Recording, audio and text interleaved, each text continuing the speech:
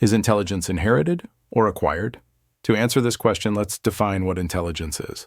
Before we delve into the topic, please don't forget to like and subscribe.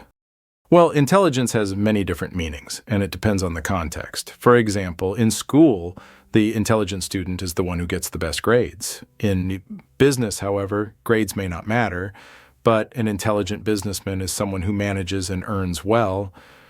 In the military, it might be someone whose strategy and tactics are well planned. You get the idea. But there is a general definition, which is the ability to learn from experiences, adapt to new situations, grasp concepts, apply acquired knowledge to solve problems and effect changes. I thought that intelligence was only acquired from the environment, friends, and school, but then I came across a twins experiment. Twins separated at birth lived with different parents away from their biological parents. After a while, the twins were tested with multiple cognitive tests, and it turned out that they had about 70% similarity, and their abilities were more similar to their biological parents than their adopting ones. Something doesn't look right. Just because someone is a genius doesn't mean their parents are too. Take Einstein as an example. We haven't heard about his parents having great intelligence, or even his children. What proves this is when Richard Feynman won the Nobel Prize and was known as the world's smartest man. When his mother heard about that, she said, "Our Richard, the world's smartest man, God help us." Yet he was a genius and could teach complex topics in a simplified way, even though he had average grades in high school. So, do we conclude now that intelligence is acquired and not inherited?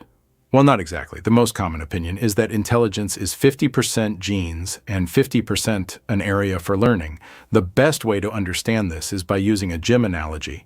When there is a strong guy with great muscles, when he works out, he gets excellent results. You find the coach saying, he has good genes. Does that mean it's all about genes? Of course not. Anyone with extra hard work would get the same results and might even achieve greater results. In my point of view, the environment has a significant effect on someone's growth, whether they have inherited intelligence or are just an average person. If you bring a brilliant person and put them in a boring environment lacking motivating or thought-provoking events, their intelligence might diminish. The same goes for someone with average intelligence. If you put them in an interesting environment, they will grow. Now, the question is, how do I increase my intelligence? There are a few things that, if you stick to them regularly, you will notice a big difference in the way you think. First thing, obviously, is reading. It's the primary source of knowledge. Reading builds new connections of neurons in your brain. Think of it this way. Imagine someone writes a book about how they achieved something or how they overcame a challenge. It took them years, maybe even 30 years of experience, and you just read that in a few hours, learn from it, and apply it in your life. It saves you years. With reading, you can learn and acquire experiences and ideas from people in different times and places. Isn't that wonderful? Please start reading. Having enough sleep is essential for the brain, and healthy food too. Sometimes you eat something and you just feel like staying in bed. Exercising is also good medicine, as they say, a healthy brain in a healthy body.